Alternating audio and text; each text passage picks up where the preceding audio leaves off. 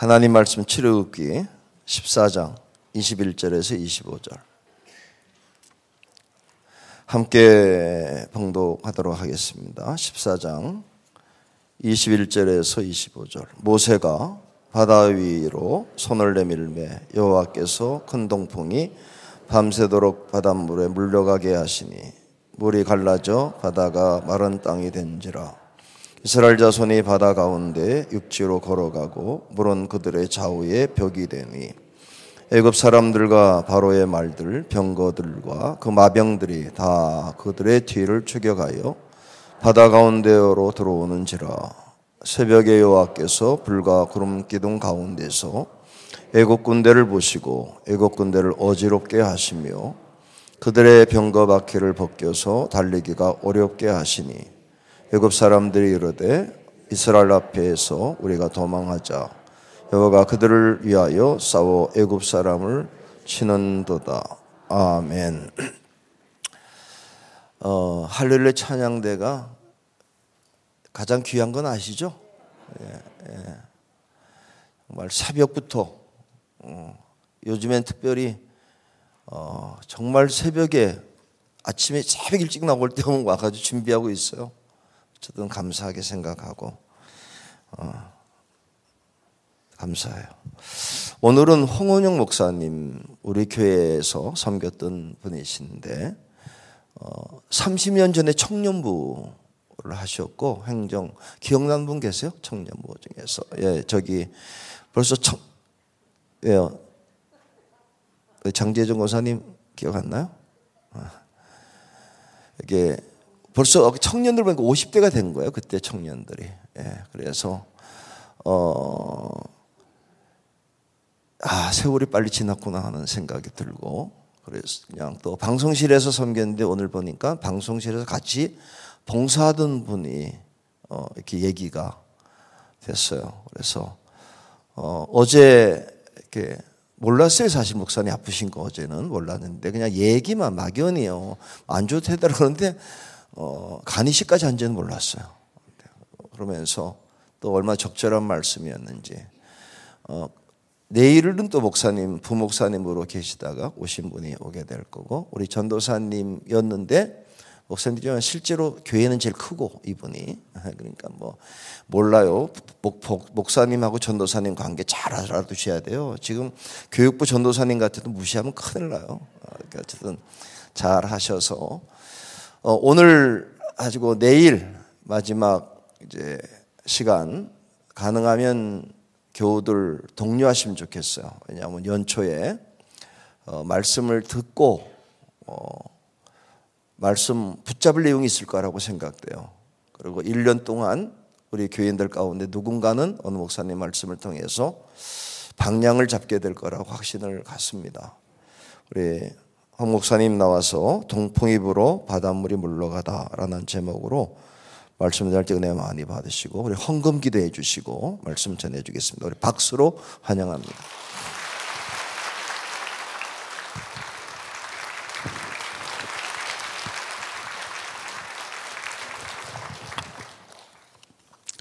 기도하시겠습니다. 하나님, 부족한 점을 우리 부광교회 재단에 세워주시고 말씀 전하게 하여 주시니 참으로 감사드립니다. 말씀 전할 때 성령께서 함께 역사하여 주셔서 성도들의 심령을 감화 감동하여 주옵시고, 부족한 입술 통하여 말씀 전해진다 할지라도 바라옵기는 성도들의 심령 가운데 위로가 되고 감동이 되고 깨달음이 되는 복된 역사가 일어나게 하여 주옵소서. 오늘의 집회를 위하여서 예물을 바친 손길들이 있습니다. 바라옵나니 예물 주님께서 기쁘게 받아 주옵소서.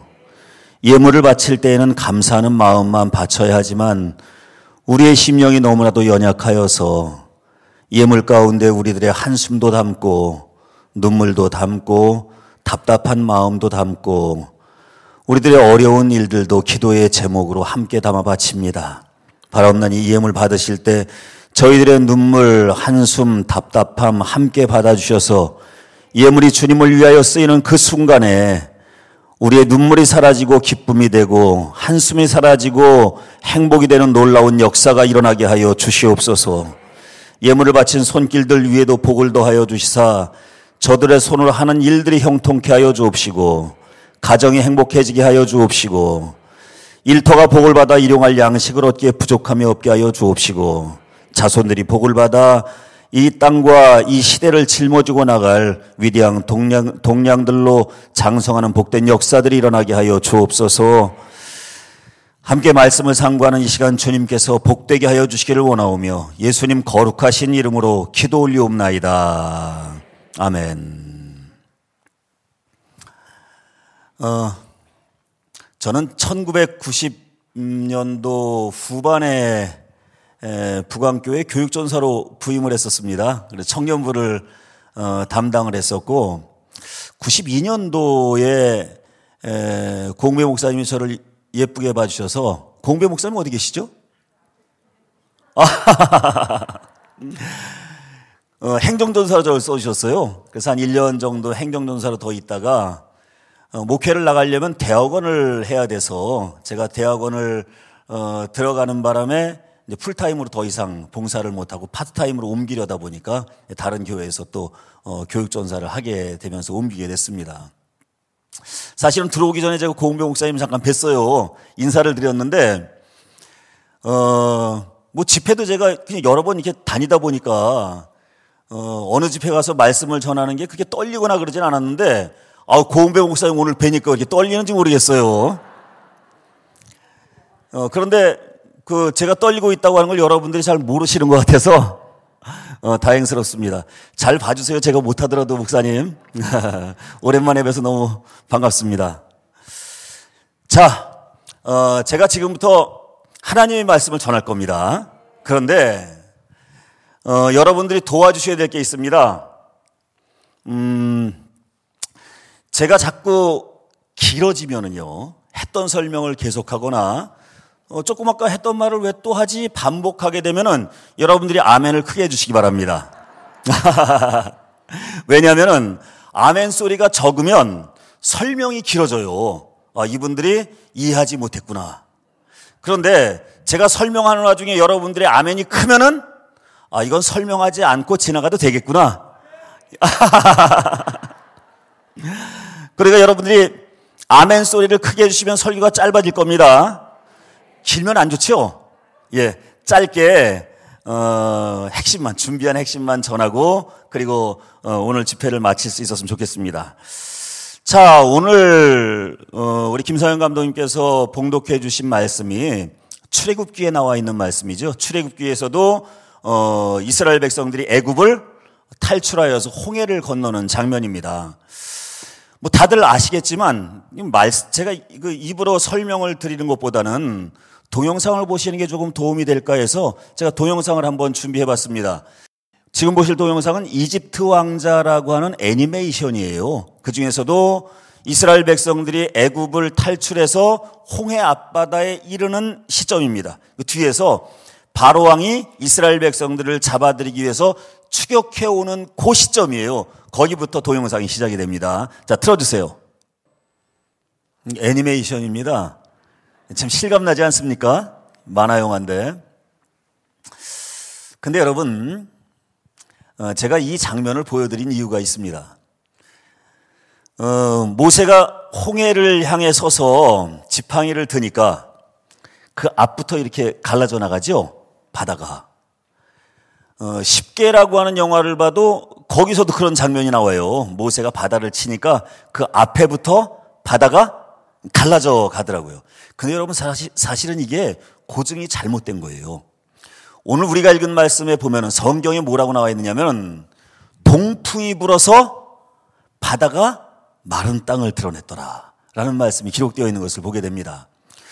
여러분 동풍이 질문 하나 던질게요.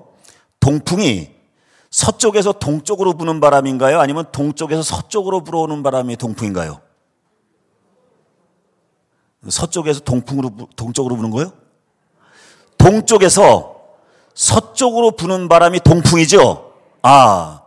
이스라엘 백성들이 애굽을 탈출해서 홍해 앞바다에 섰을 때 홍해를 가운데 두고 이스라엘 백성들은 동쪽에 서 있나요? 서쪽에 서 있나요? 서쪽에 서 있어요. 서쪽에. 그러면 동풍이 불어서 바다가 갈라졌다고 하는 얘기는 무슨 이야기냐면은 모세는 이쪽에서 지팡이를 들고 있어요. 그럼 바다는 어느 쪽부터 갈라져요? 사실은 반대편부터 갈라졌다는 얘기예요. 그쪽이 동쪽이에요. 그런데 성경에 지금 이 상황이 펼쳐지는 시각이 언제인가 보니 저녁이에요. 저녁에 시작이 된 거예요. 그리고 바람은 밤새도록 불었어요. 밤새도록 저 건너편부터 바다가 갈라져 온 거예요. 그리고 새벽녘이 되니까 드디어 갈라져 오던 바다가 그 바닥을 드러낸 겁니다. 이게 지금 제가 무슨 말씀을 드리고 있는 거냐면은 여러분, 모세가 바다를 향해서 지팡이를 쳤을 때 그 앞에부터 바다가 막 갈라져 나갔다고 한다면은 여기 이제 그 자체로도 하나님의 귀한 역사가 있는 것이겠지만 사실은 반대편부터 갈라져 온 것에 사실은 우리는요, 우리가 하는 기도에 대한 방법 또는 어떻게 우리가 기도를 해야 되는지, 언제까지 기도해야 되는지에 대한 힌트를 얻을 수가 있습니다. 무슨 이야기냐면은 모세는 지금 여기서 손을 들었어요. 바다는 저 건너편부터 갈라지는 거예요. 쉽게 말해서 모세가 하나님을 향하여 홍해가 갈라지게 해달라고 지팡이를 드는 그 순간에 하나님의 응답은 시작이 된 거예요. 근데 어디부터? 반대편부터. 그러면 바다가 갈라지는 장면이 보였을까요? 안 보였을까요? 안 보였어요. 제가 성지순례를 가서 그 이스라엘 백성들이 홍해를 건넜을 것이다라고 예측되는 그곳에 가봤어요. 그랬더니 애굽에서 건너편까지 거리가 무려 24km예요. 24km. 여러분, 사람의 눈으로 10km가 넘어가면 그 다음은 보이지가 않는데요.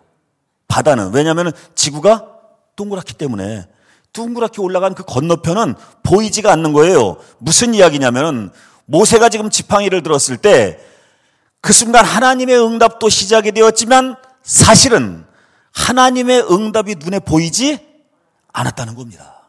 그런데 밤새도록 모세는 하나님이 이 홍해를 갈라주실 것이라고 하는 사실을 믿고 그 자리를 지켰던 거예요. 그랬더니 그 다음날 아침이 되자 드디어 바닥이 갈라진 홍해가 눈에 들어오게 되었던 겁니다. 여러분, 우리가 기도를 할 때 하나님의 응답은 우리가 기도하는 그 순간에 함께 시작된다고 하는 사실을 믿으시기 바랍니다. 그런데 문제는 뭐냐면은 그게 내 눈에 안 보인다는 거예요. 하나님의 응답이 시작되는 그 장면이 지금 내 눈에 보이지 않는다는 겁니다. 그래서 여러분, 우리는 마치 홍해가 밤새도록 갈라져서 드디어 아침이 되었을 때 그 모습을 우리한테 보여준 것처럼 우리도 한번 기도를 시작하면 하나님의 응답이 내 눈에 보여지는 그 순간까지 기도의 자리를 떠나지 않아야 할 줄로 믿습니다. 신앙의 인내로 그 기도의 자리를 지켜야 되는 거예요. 제가 북안교에서 우리 고흥배 목사님 밑에서 배우다가 교육전사를 한 곳에서 더 했어요. 부평중앙교회라고 하는 곳에서 교육전사를 한 곳 더 하고, 그리고 이제 온양으로 목회를 나갔습니다. 처음에 목회를 시작할 때 이제 지인이 있어서 한 6명 정도와 함께 교회를 개척을 했어요. 교회를 개척을 했는데 한 3년쯤 되니까 30명 정도로 부흥을 하게 된 겁니다.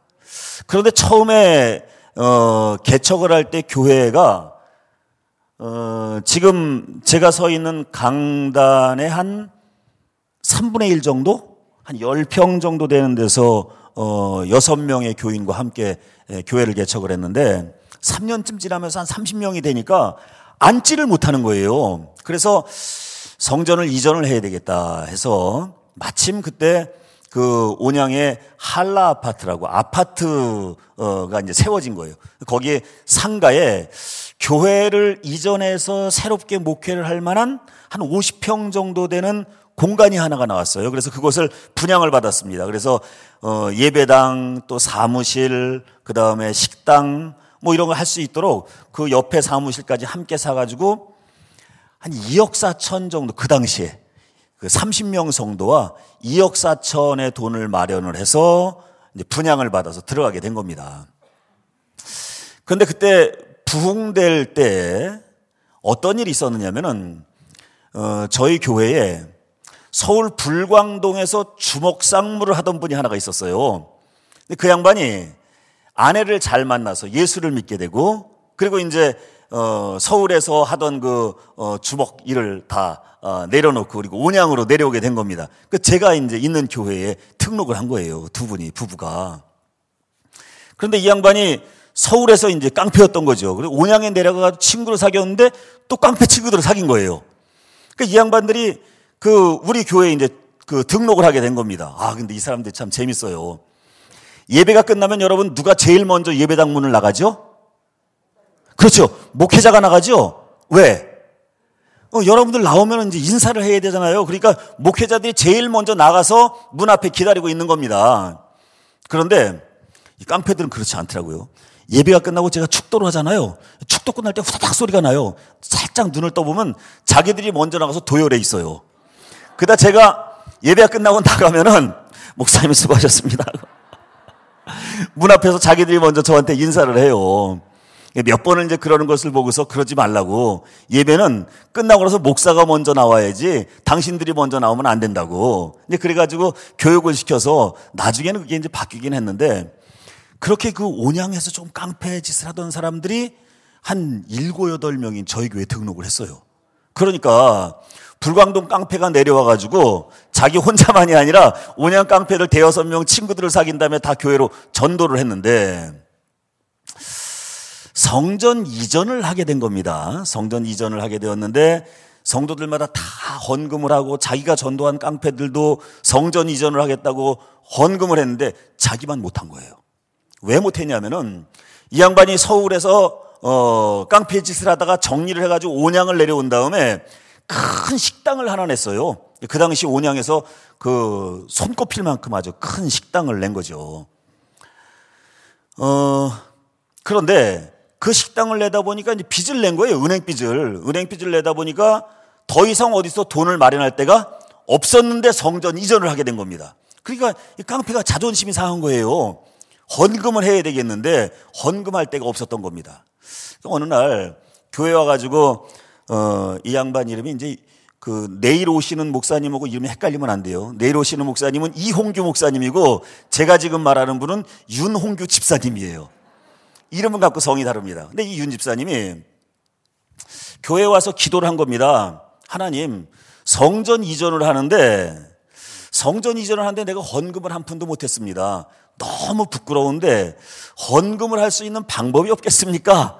그러면서 기도를 하는데 문득 머리에 떠오르는 기억이 하나가 있었습니다. 그게 뭐냐면은 서울 불광동에서 생활을 다 정리하고 온양으로 내려올 때 자기한테 600만 원을 꾸고 도망간 친구가 하나 있었던 거예요.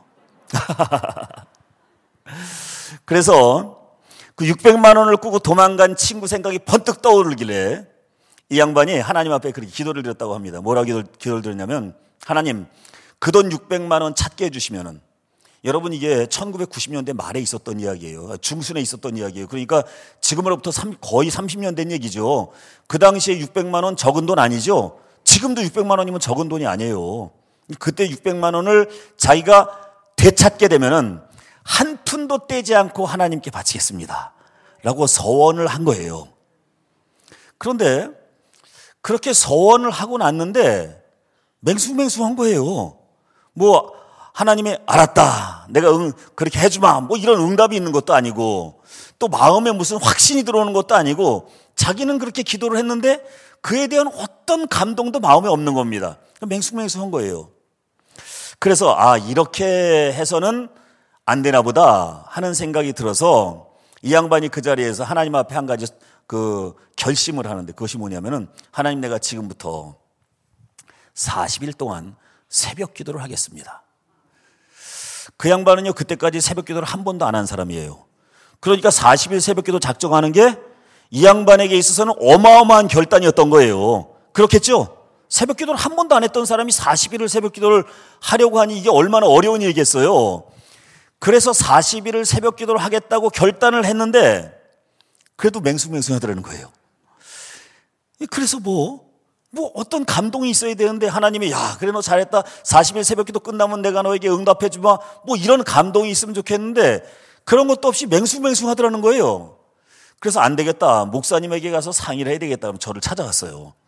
그러면서 목사님 제가 지금부터 40일 동안 새벽 기도를 할 텐데 그래서 600만 원을 찾게 되면 이걸 하나님께 다 바치겠습니다 라고 저한테 얘기를 하는 거예요. 그런데 여러분 그 말을 듣는 순간 제가 무슨 생각이 들었냐면은 당신 참 대단합니다 이런 마음이 든 게 아니라 이 사람이 지금 나를 협박하는구나. 협박하는 거예요. 만약에 자기가 40일 동안 기도를 했는데 응답되지 않으면 자기는 안 믿겠다는 거예요. 자기 예수 안 믿겠다고. 내가 평생 새벽 기도를 안 한 사람이 40일 새벽 기도를 작정하고 하나님께 기도를 드리는데 응답이 없다면 하나님이 안 계신 거 아니냐고. 자, 여러분, 제가 교회를 개척해서 교회는 한 30명쯤 만들었어요. 그런데 그 양반이 데리고 온 깡패들이 대여섯 명쯤 돼요. 또 그 사람들 때문에 온 사람들이 또 두세 명이 또 돼요. 그러니까 10여 명 되는 거예요. 그 사람 친구가. 만약에 이 양반이 응답을 받지 못해서 교회를 나가면 교회의 3분의 1이 떨어져 나가는 거예요.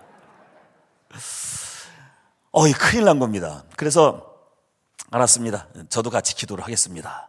라고 그렇게 결단을 하고 이 양반하고 이제 새벽 기도를 같이 시작을 하는 겁니다.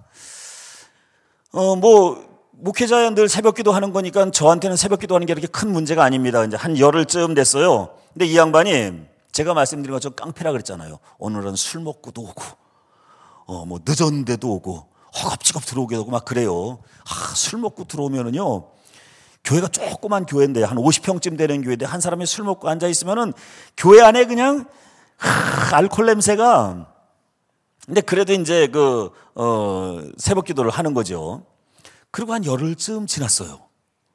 제가 새벽 기도 끝나고 사무실에 들어가 있는데 사무실 문이 빼꼼 열려요. 그런데 그 윤 집사님이 고개만 이렇게 들이밀고서 저한테 뭐라 그러냐면은 목사님 열흘 지났습니다.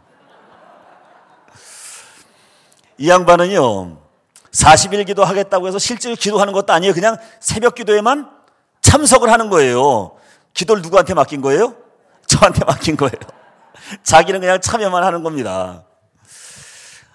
이제 그때부터 걱정이 되기 시작하는 겁니다. 그래서 열흘쯤 지난 다음에 제가 그냥 같이 기도하겠다고 했는데 이게 점점 심각한 문제가 되겠구나 하는 생각이 들어서 하나님께 제가 이렇게 기도를 드렸습니다. 하나님, 40일 기도를 드리는 기간 동안에 응답을 해 주시든지 응답을 해 주지 않으시려거든 차라리 어디 아프게 해주세요.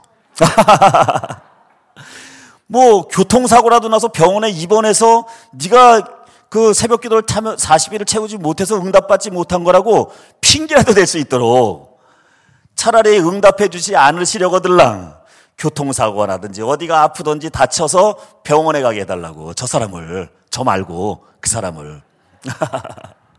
그 윤 집사님이 40일 새벽 기도를 채우지 못하게 해달라고 제가 하나님께 기도를 드린 겁니다.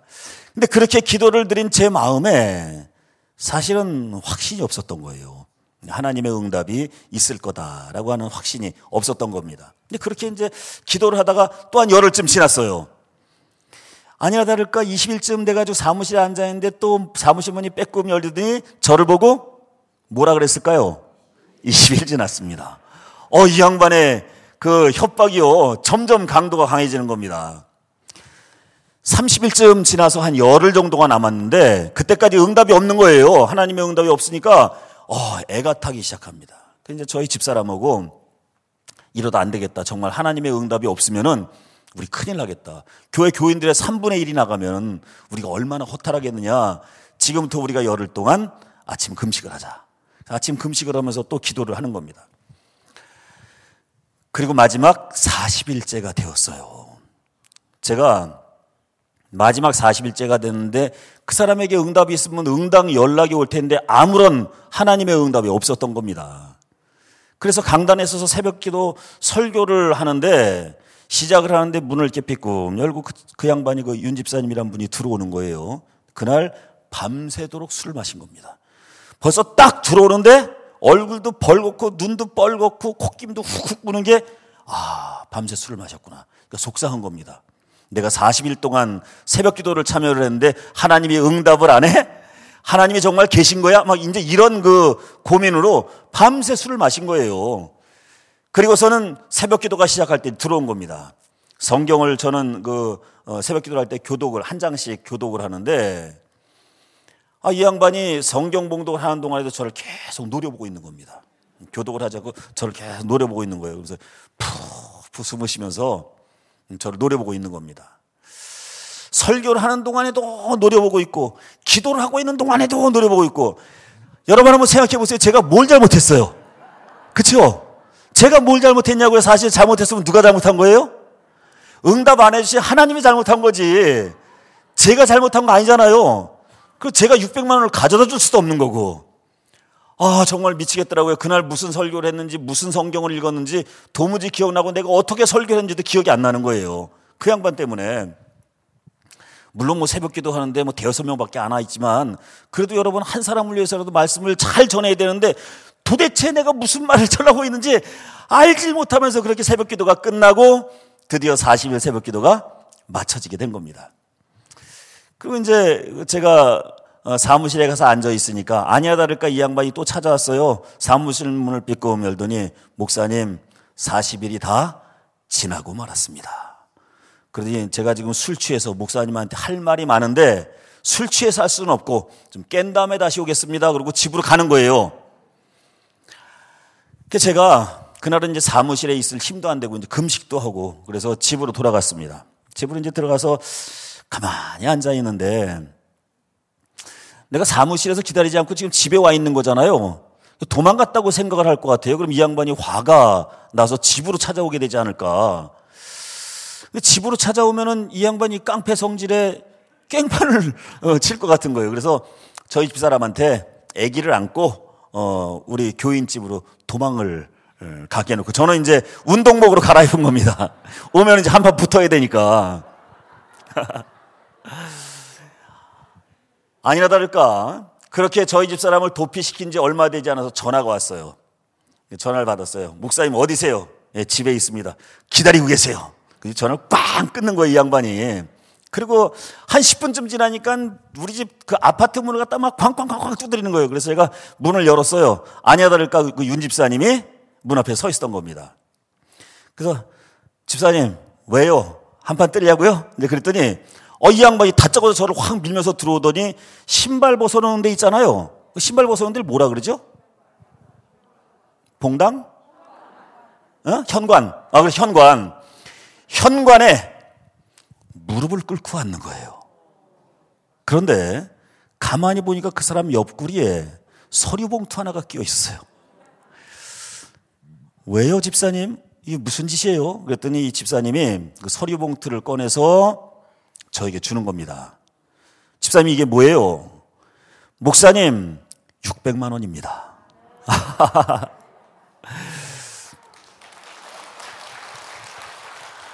그래서 제가 어디서 난 거예요? 600만 원 하고 물어봤어요. 그랬더니 그 양반이 이제 하는 말이에요. 목사님 오늘 아침에 새벽 기도를 끝나고 제가 집에 갔는데 집으로 전화가 왔다는 겁니다.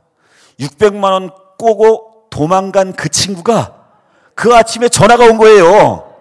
그리고서 뭐라고 말을 하냐면은 홍규야 내가 지난 40일 전부터 너한테 꼬간 이 600만 원 때문에 잠이 안 와서 잠을 못 잤다는 거예요.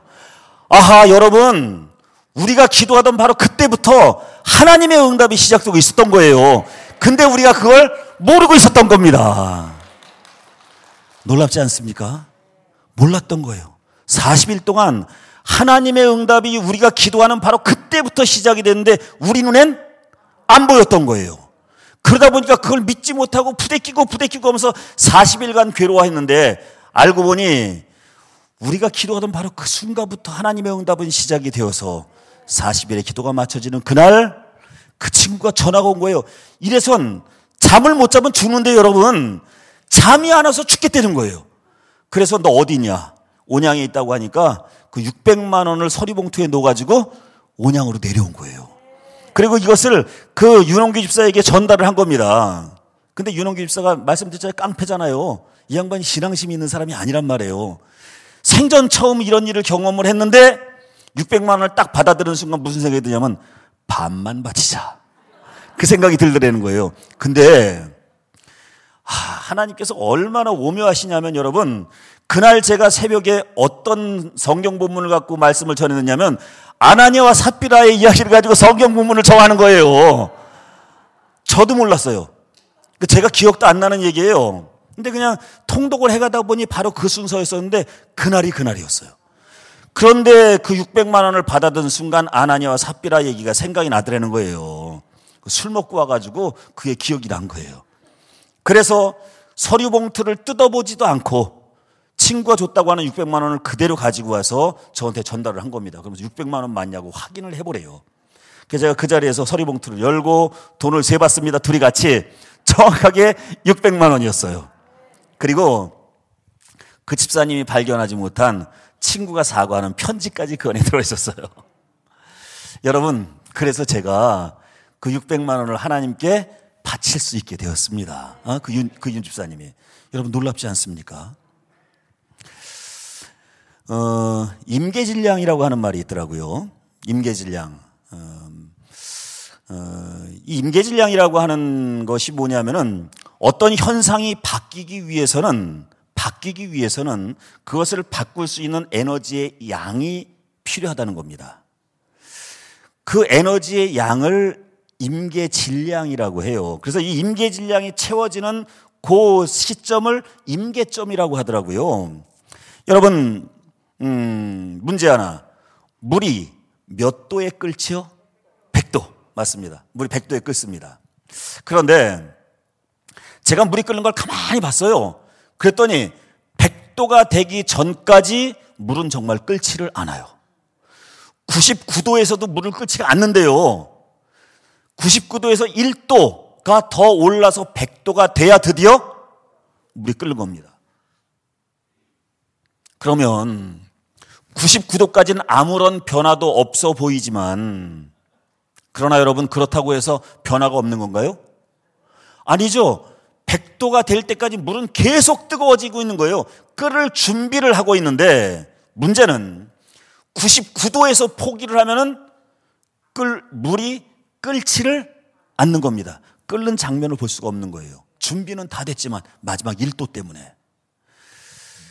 인내를 가지고 1도를 더 올리면은 드디어 물이 끓기 시작하는 겁니다. 봄에 꽃이 피는데 봄꽃이 피는 온도를 약 15도 정도로 상정을 하더라고요. 그러니까 15도가 되면 이제 봄에 꽃이 피기 시작을 하는 겁니다. 재밌는 건 14.9도가 돼도 꽃은 안 핀대요. 그런데 14.9도가 되어도 0.1도가 부족해도 꽃이 안 피는데, 꽃이 안 핀다고 해서 그 안에 변화가 없는 것이냐? 그건 아니에요. 14.9도까지 15도가 되면 꽃이 피기 위해서 나뭇가지 안에서는 물이 흐르고 죽었던 것을 다시 살리고 그러면서 그 안에서 꽃이 필 준비를 계속하고 있는 거예요. 그러다가 15도가 되면 드디어 꽃이 피는데, 여러분, 꽃이 피면은 한 송이만 피나요? 아니죠. 14도까지는 꽃 한 송이 안 피던 나뭇가지에 15도가 되면 드디어 만발을 하면서 꽃이 피는 겁니다. 아하, 여러분, 기도의 응답이 그렇습니다. 하나님이 주시는 기도의 응답은 어쩌면 우리에게 임계질량을 원하고 계신지도 몰라요. 임계질량, 그러니까 15도까지 하나님께서 원하시는데 우리가 14도까지만 채우면은 결국은 피어나는 꽃을 볼 수가 없는 겁니다. 하나님의 응답이라고 하는 꽃을 볼 수가 없다는 말씀이에요. 그렇지만 14도에서 마지막 1도를 올리면은 그냥 꽃 한 송이가 아니라 가지에 꽃들이 만발을 하는 겁니다.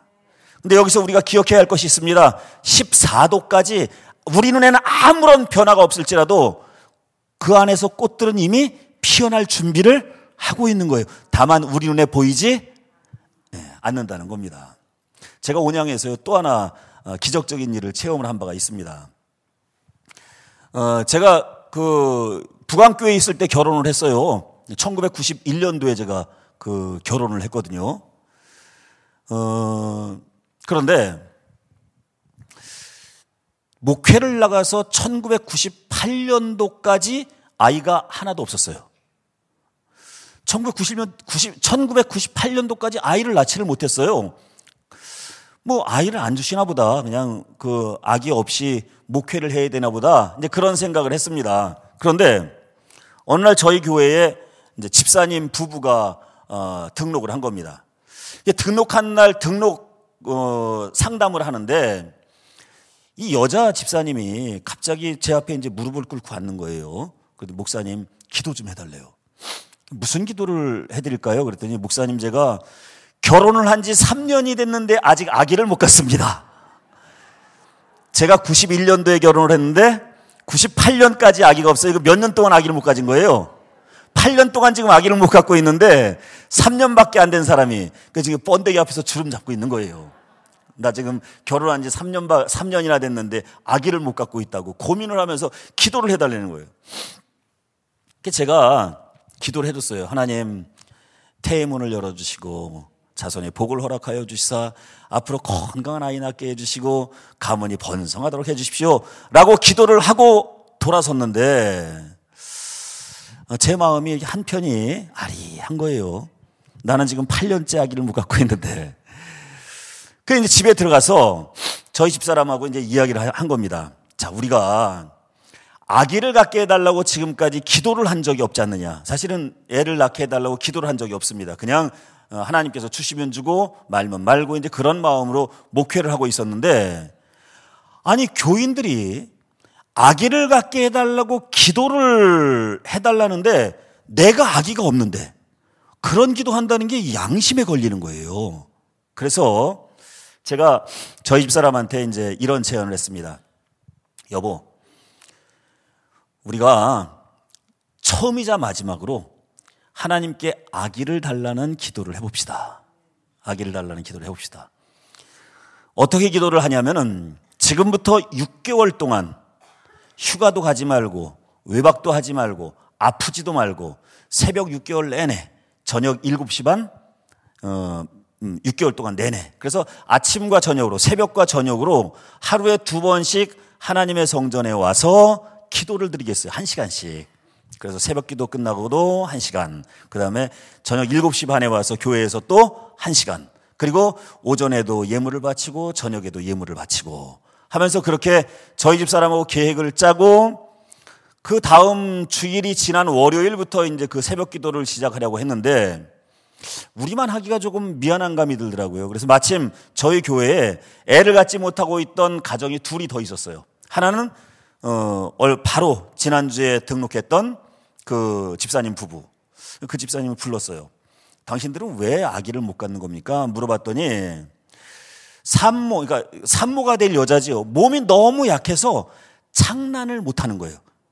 그러니까 임신 자체가 안 되는 거예요. 몸이 너무 약해서 아기를 가질 수 없는 몸이라는 거예요. 병원에서 이제 그렇게 진단을 했다는 겁니다. 그냥 아기를 갖고 싶은 거예요. 좋습니다. 그리고 또 하나 우리 교회에 아기를 못 갖는 가정이 또 있었는데 거기는 습관성 유산이라고 하는 게 있더라고요. 이게 무섭더라고요.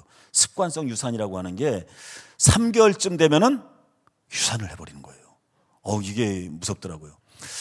그래서 그 습관성 유산 때문에 아기를 갖지 못하고 있는 그 집까지 불러서 세 가정이 6개월 동안 제가 제시한 내용을 가지고 기도를 시작을 한 거예요.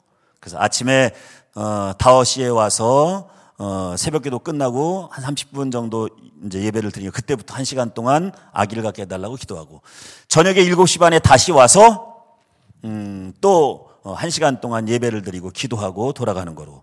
그래서 6개월을 우리가 빠지지 말고 채웁시다. 그리고 6개월 연속 기도를 이제 시작을 한 겁니다.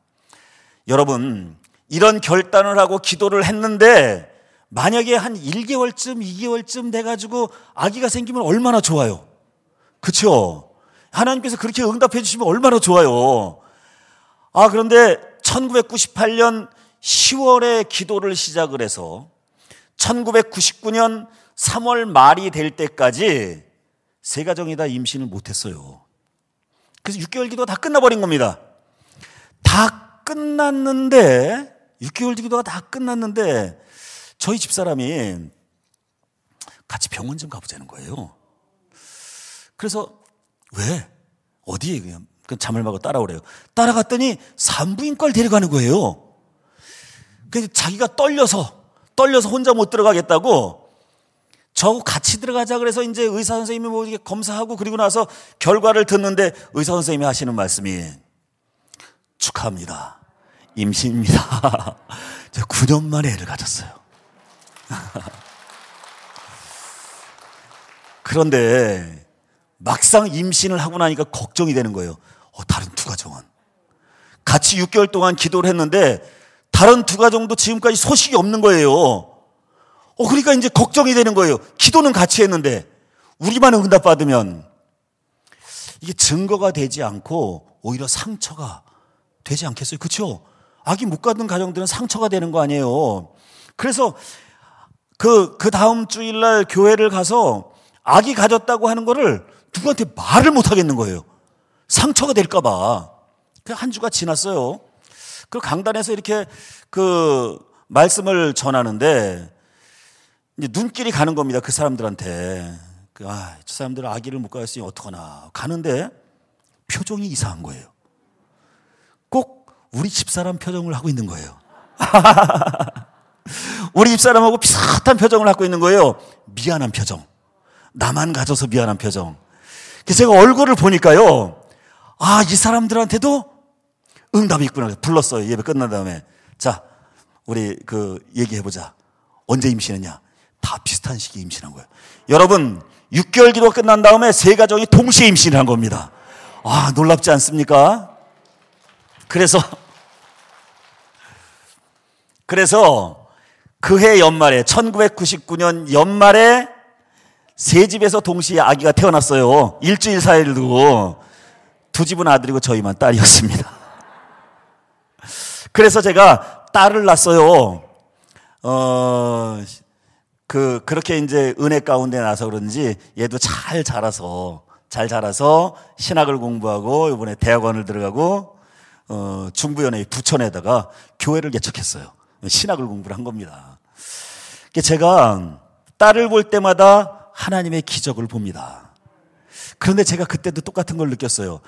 하나님이 이왕이면 기도를 시작한 지 한 1개월쯤 돼서 아기를 주시면 얼마나 좋았겠어요. 속 타지도 않고. 그렇죠, 여러분? 근데 왜 꼭 6개월을 다 채우게 만드시냐고. 그것도 세 가정 모두 다. 근데 생각해보면 말이에요. 그렇게 6개월을 다 채우고 세 가정이 동시에 같은 달에 아기를 못 갖던 세 가정이 동시에 아기를 가졌으니 이게 기적임이 드러난 겁니다. 그래서 그 다음에요. 그 소문이 주변에 퍼지면서 교회가 부흥을 했어요. 한 100여 명까지 늘어나게 됐어요. 30명 교회가. 놀랍지 않습니까? 제가 그런 일을 경험을 했습니다. 그때 제가 또 한 번 느낀 거예요. 기도에는 임계질량이 있구나. 하나님께서 우리에게 원하시는 기도의 분량이 있구나. 근데 그 기도의 분량이 채워질 때까지 하나님께서 방관하시는 것이 아니라 사실은 우리가 기도를 시작할 때 하나님의 응답도 시작이 된다는 겁니다. 다만 그게 우리 눈에 보이지 않았던 거예요. 아까 말씀드렸던 그 윤홍규 집사님도 우리가 기도를 시작할 때 하나님의 응답도 이미 시작됐지만 결국 40일 우리가 하나님께 약속했던 그 기도의 분량을 채워들 때 하나님의 응답이 우리 눈에 보인 것처럼 가만히 생각해 보니까 그 6개월 동안 하나님의 응답이 함께 있었던 거예요. 그래서 습관성 유상이었던 그 집사님의 뱃속에서는 체질을 바꿔주시는 역사로 그렇지 않았겠습니까? 그렇죠. 그 체질을 바꿔주신 거예요. 6개월 동안 하나님도 일하신 겁니다. 우리만 기도한 게 아니라 하나님도 일하신 거예요. 습관성 유산이었던 그 체질을 바꿔주신 것이고 임신을 하지 못했던 그 체질을 바꿔주시고 그래서 6개월이 되었을 때 하나님의 응답이 우리에게 동시에 일어나게 되었던 겁니다. 여러분, 우리가 하나님 앞에 기도할 때 여러분들 기도 응답 받지 못했던 기도 제목들 있지요? 그런데 우리가 하나님 앞에 기도 응답을 받지 못할 때 무슨 핑계를 대느냐면 이건 하나님의 뜻이 아닌가 봐. 그런 핑계를 댄단 말이에요. 그런데 여러분, 사실은 그 핑계가 우리의 신앙의 인내를 깎아먹습니다. 사실은 우리가 기도를 시작하면 하나님의 응답도 바로 그때부터 함께 시작된다고 하는 사실을 믿으시기 바랍니다. 그럼 우리에게 중요한 것이 뭐냐면은 그 기도의 자리를 끝까지 지켜야 되는 거예요. 하나님의 응답이 우리 눈에 보이는 그 순간까지 기도의 자리를 지켜야 할 줄로 믿습니다. 여러분 생각해 보세요. 엘리야가 갈멜산 위에 올라가서 하나님께 기도를 드리는데 3년 6개월 동안 내리지 않던 비를 내리게 해달라고 하나님께 기도를 드리는 거예요. 그런데 한번 기도를 하고 사환더러 저 언덕 위에 한번 가봐라. 무슨 변화가 없느냐. 사환이 한번 가봅니다. 하늘이 너무 맑고 깨끗한 거예요. 비가 오려면 뭐가 필요하죠? 먹구름이 필요해요. 구름이 없는 거예요. 그러니까 엘리야가 또 기도를 합니다. 두 번째 기도하고, 세 번째 기도하고, 네 번째 기도하고, 또 갔다 오라 그러고, 갔다 올 때마다 똑같은 거예요. 하늘이 너무 맑습니다. 마지막 7번째 기도를 하고 나서 또 가보라 보니 저쪽 바다편에 손바닥만한 먹구름이 생겨나기 시작했어요. 제가 가만히 생각해 봤습니다. 엘리야에게 무슨 믿음의 너 믿음이 있는지 없는지 한번 시험해 볼게. 하나님께서 그러진 않으셨을 거 아니에요. 엘리야의 믿음을 시험할 일은 없었을 거예요. 그런데 왜 하나님께서는 엘리야로 하여금 7번씩 기도하게 하셨을까? 왜 그 전에 6번까지는 응답이 없으셨을까? 응답이 없었던 것이 아니라 하나님의 준비가, 예비하심이, 응답하심이 이미 진행되고 있었던 겁니다. 다만 하나님께서는 엘리야에게 그렇게 기도하는 겸손 기도의 임계질량을 채우라는 목적이 계셨던 모양이에요. 그리고 그 기도가 진행되는 동안 하나님의 응답도 진행된 겁니다. 여러분, 먹구름이 나타나기 위해서는 대기의 온도가 달라져야 돼요. 그렇죠? 그래서 땅에 있는 물이, 바다에 있던 물이 하늘로 올라가서 그게 구름이 돼야 되고 그 구름이 뭉치고 뭉쳐야 먹구름이 되는 거예요. 그러니까 7번째 기도할 때 그 먹구름이 보이기 전에 이미 하나님께서는 일하고 계셨던 거예요. 하나님의 응답은 이미 시작되고 있었던 겁니다. 여러분 그렇게 믿습니까? 그래요, 여러분. 오늘도 우리가 기도할 겁니다. 기도를 하실 텐데 우리의 기도가 시작되는 바로 그 순간부터 하나님의 응답도 시작된다고 하는 사실을 믿으시기 바랍니다. 올 한 해 기도의 제목들을 가지고 나오시지 않았습니까? 뭐 가정의 문제, 자녀의 문제, 일터의 문제, 또 신앙의 문제, 여러 가지 기도의 제목들을 가지고 나오셨을 줄로 믿습니다. 올 연말쯤 되면 여러분들의 기도가 응답받기를 축원합니다.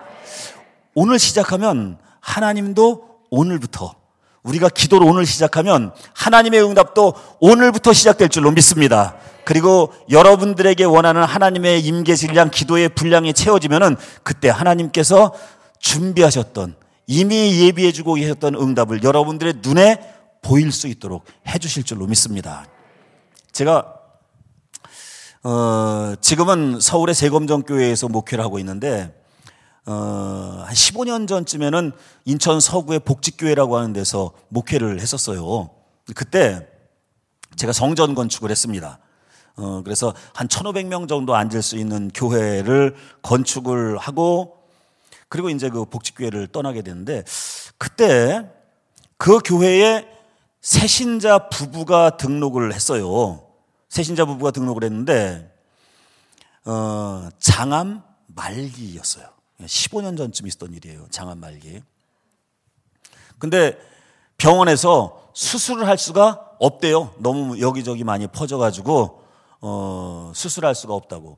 그래서 이 양반이 자기가 어렸을 적에 교회를 다녔었는데 죽을 때가 되니까 이제 예배당에 찾아 나온 겁니다. 저한테, 목사님, 내가 교회를 위해서 뭐 할 수 있는 일을 좀 달래요. 근데 성전을 새로 건축한 지 얼마 안 되다 보니까 이제 청소를 해야 되는데 교인들에게 이제 청소 구역을 나눠가지고 청소를 하게 한 겁니다.